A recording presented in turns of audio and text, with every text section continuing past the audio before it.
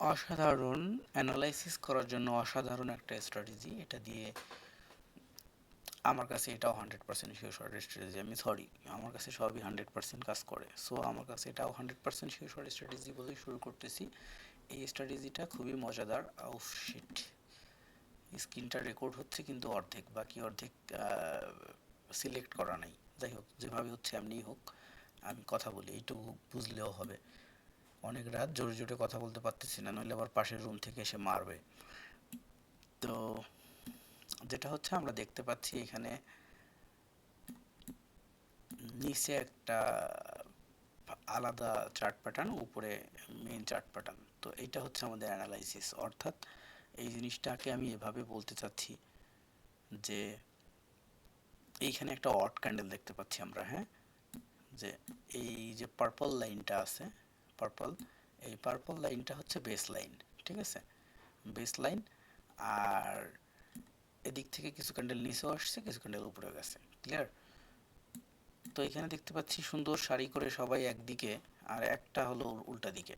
এর কারণটা আমি একটু খুলে বলি, এক্সপ্লেইন করি, তাহলে বোঝা সুবিধা হবে। আমরা যখন এই চার্ট প্যাটার্নটা দেখি, ক্যান্ডেল স্টিকগুলো, আমরা জানি যে এই গ্রিন মানেই হচ্ছে এখানে প্রচুর পরিমাণে বাই হয়েছে, তাই না? অর্থাৎ হায়ার বাই হয়েছে, হয়ে মার্কেটটা এখানে প্রচুর পরিমাণে বায়ার ছিল, অর্থাৎ এই 1 মিনিটে প্রচুর পরিমাণে বায়ার ছিল, মার্কেট উপরের দিকে গেছে। আর রেড মানেই এখানে প্রচুর পরিমাণে সেল হয়েছে, মার্কেট নিচে আসছে, তাই না? এই তো। কিন্তু আমার কথা হচ্ছে যে তাহলে কি এরকম যে এই যে যখন রেড হইলো, এইখানে কেউই বাই করেনি, অর্থাৎ সবাই কি লয়ার? কেউ হায়ার করেনি? কেউ বাই করেনি? অবশ্যই করছে, তাই না? এখন আমরা যদি এই জিনিসটাতে এরকম বুঝতে পারতাম, এই চার্টটাতে, যে এই ক্যান্ডেলটাতে কতজন বাই করলো বা কতজন সেল করলো, কত জনের দরকার নেই, কি পরিমাণ হলো, তাহলে কিন্তু পরের ক্যান্ডেলে যায় কার প্রেশার বেশি হইতে পারে এটা কিন্তু খুব সহজেই প্রেডিকশন করা যায়, তাই না? সহজেই অ্যানালাইজ থেকে বের হয়ে আসে। তো এখানে যেহেতু একটা অড আছে, এই অডটাকে নিয়ে আমরা একটু কাজ শুরু করি। আমি এটাকে মার্ক করে বোর্ড ড্রয়িং করলাম, হ্যাঁ। এই ক্যান্ডেলটা হচ্ছে কোনটা, আমি এটাকে সিলেক্ট করে নিচ্ছি। এই ভদ্রলোক, এটা, তাই না? এটা একটু ভিন্ন কালার হলে বেটার হবে। সো এটাকে আমি আউট করে দিচ্ছি। কোত্থেকে জানি ব্যাক দেয়, এখান থেকে। অ্যাকচুয়ালি আমি ইউটিউবার না, যার কারণে একটু এডিট বা এত সুন্দর করে ভিডিও বানাতে আমার প্রবলেম হয়। আমি আচ্ছা, এই যে ভদ্রলোক, এই ক্যান্ডেলটাকে নিয়ে আমরা অ্যানালাইসিস করবো। দেখেন এইখানে কিন্তু এটা গ্রিন ক্যান্ডেল, তাই না?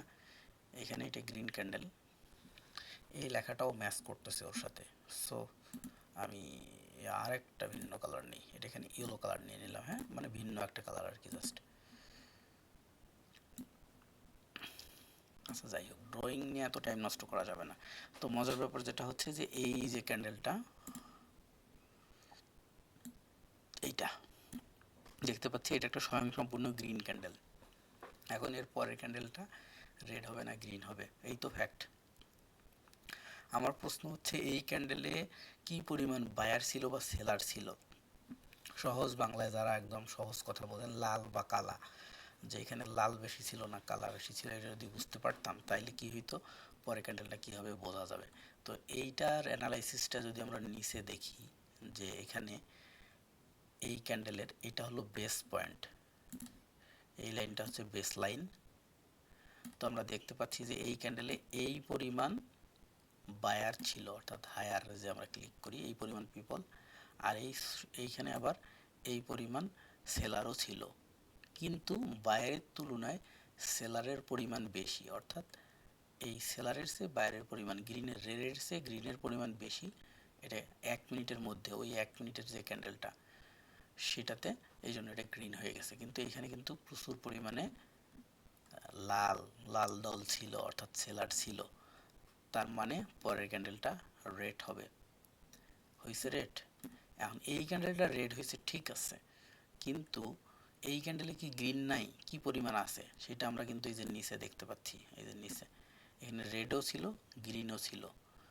গ্রিনের পরিমাণ কিন্তু মোটামুটি বেশিই ছিল, রেডের পরিমাণ অনেকটা কম ছিল। কিন্তু এই যে এখানে বেশি ছিল, এরা প্রেসার দিয়ে নিয়ে গেছে, যার কারণে এটা রেড হয়েছে। তাহলে এর পরের ক্যান্ডেলটা কি হবে? গ্রিন হবে। এখানে কি হয়েছে? রেডের চেয়ে গ্রিনের পরিমাণ বেশি, গ্রিন হয়েছে। এর পরের ক্যান্ডেলটা কি হবে? গ্রিন হবে, কারণ এখানে গ্রিনের প্রেশার বেশি আছে। পরের ক্যান্ডেলটা গ্রিন হয়েছে। এখানে কি হয়েছে? যে 60% গ্রিন আছে, 40% হচ্ছে রেড আছে। তার মানে পরের ক্যান্ডেলটা কি হইতে পারে? গ্রিন হবে। তো এটাও গ্রিন হয়ে গেছে। আচ্ছা, এই ক্যান্ডেলে এসে ঘটনা হয়েছে কি দেখেন, এটা কি 40% গ্রিন আছে, 60% কিন্তু রেড। তাহলে পরের ক্যান্ডেল কি হবে? রেড হবে, তাই না? আবার এখানে এসে কি হয়েছে যে অলমোস্ট প্রায় 50%-এর মতো দেখতেছি, ধরতে গেলে এটাতে 55% গ্রিন আছে আর রেড আছে 45%। তাহলে এটা গ্রিন, তাই না? তো গ্রিন হয়েছে, এভাবেই যাচ্ছে। এখন কথা হইল যে এইখান থেকে দেখি, এই যে রেড ক্যান্ডেল কি হয়েছে?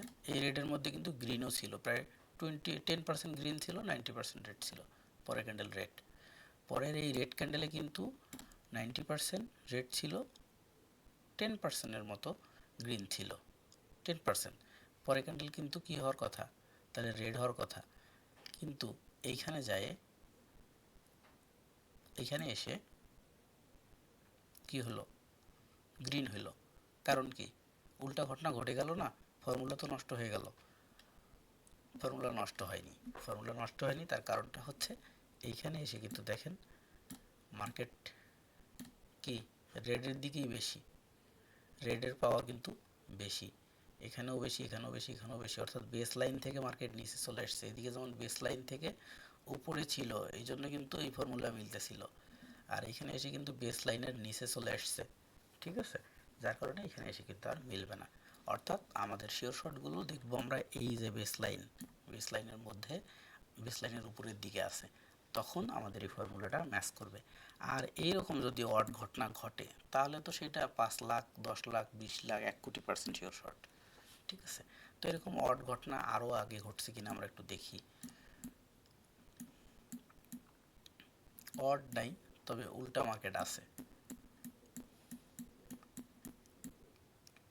এই যে দেখেন রেড ক্যান্ডেল, এই জায়গাটাকে একটু মার্ক করি।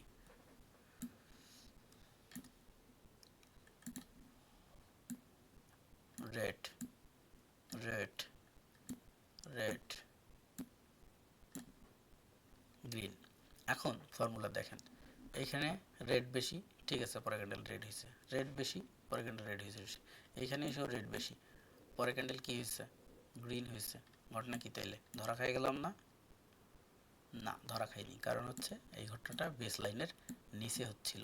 আমরা অলওয়েজ খেয়াল করব কি, একটু আগেই বলছি, ঘটনাটা হবে বেস লাইনের উপরে, তাহলে প্রতিটা স্টেপ মিলে যাবে, ঠিক আছে? ভাই, দুনিয়াতে অনেক অ্যানালাইসিসের ম্যাটার আছে। আপনি জ্বর হাত দিয়েও মাপতে পারেন, হাত দিয়ে ডাক্তার বুঝতে পারে যে কত ডিগ্রি আছে। আবার থার্মোমিটার দিয়ে বোঝা যায়, আবার হলো ব্লাড টেস্ট করলে বোঝা যায়। কত ধরনের সিস্টেম আছে মেডিকেলে, আমি জানি না। সো আপনি যে কোনো কিছু একটা, যে কোনো একটা টেস্টার হইলেই কিন্তু আপনি টেস্ট করতে পারেন, ঠিক আছে, অ্যানালাইসিস করতে পারেন। মেইন জিনিসটা হচ্ছে আগে শেখা এবং জানা। সো আপনার যদি এই গভীর জ্ঞানটা থাকে, তাহলে আপনি যে কোনো কিছু দিয়েই ট্রেড করতে পারবেন, কোনো ম্যাটার না এগুলা, ঠিক আছে? যখন যেটা দেখবেন, আমি যেটা দেখাচ্ছি আপনার কাছে মনে হবে যে এটাই অনেক সুন্দর, আবার আরেকটা দেখাবো আপনার কাছে মনে হবে ওটাই অনেক সুন্দর। হুম, ব্যাপারটা এমনই, ব্যাপারটা এমনই। এখন কথা হলো যে এই বেস লাইনটা কিসের উপরে বেস করে আসতেছে এইটা। তো ভিডিও তো অনেক বড় হয়ে যাচ্ছে, 9 মিনিট হয়ে গেছে, আর বাড়াইতেছি না। এই স্ট্র্যাটেজিটাও থাকতেছে কিন্তু আপনাদের এই ব্যাচটাতে, যেটা কিনা 3 তারিখ থেকে শুরু হচ্ছে। হ্যাঁ, এই যে 13টা স্ট্র্যাটেজি, এই স্ট্র্যাটেজিটাও এর ভিতরে থাকতেছে। সো মজার ব্যাপার হচ্ছে যে তাহলে এটা দিয়েই তো ইনকাম করে খাওয়া যায়। তাহলে এই যে এতগুলো স্ট্র্যাটেজির দরকার কি? আসলে এত কিছু দরকার নেই, কিন্তু এটা তো একটা লার্নিং কোর্স, আপনাকে লার্ন করতে হবে। তো ব্যাপারটা হচ্ছে এখানে লার্ন করার জন্য অঙ্ক, ইংলিশ, ওই সমাজবিজ্ঞান, অমুক তমুক সবই থাকবে। হুম, তারপরে আপনি যেটার উপরে স্পেশালিস্ট হন। সো আর এই স্ক্রিনটা অর্ধেক হওয়ার কারণে তো আমি দেখাইতেই পারতেছি না এটা আসলে। এই যে এখন মনে হয় ফুলটা দেখতে পাচ্ছেন। তো এই হচ্ছে অবস্থা, 3 তারিখ থেকে এটা শুরু হচ্ছে। এখানে এই স্ট্র্যাটেজিটাও থাকতেছে এবং এইটা নিয়ে আরও ডিটেলস কথা বলার অনেক কিছু আছে। এখানে তো শুধু কোথায় ট্রেড করা যাবে সেটা দেখাইলাম, কোথায় করা যাবে না এটা জানা আগে সবার আগে দরকার। আর সেকেন্ড থিং হচ্ছে সবচেয়ে বড় জিনিস, আমি টক্সিক পিপল থেকে দূরে থাকি। টক্সিক পিপল যেমন একটু আগেও আপনাদের গ্রুপে যে